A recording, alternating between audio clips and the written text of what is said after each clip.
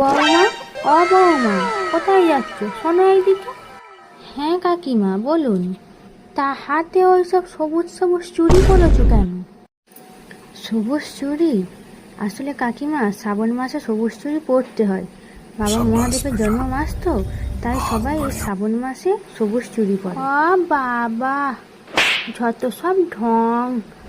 আমাদের বেলা কই এসব নিয়ম ছিল না তো। কই আমরা তো কই এসব শ্রাবণ মাসে সবুজ চুড়ি পরিনি। তোমাদের সব যত সব আদিক্ষেতা সবুজ চুড়ি পরলে মাতা পার্বতী আর বাবা মহাদেবের আশীর্বাদ পাওয়া যায়, তাই সবাই কাঁচের চুড়ি পরছে। ঠিক আছে কাকিমা, আমি আসলাম।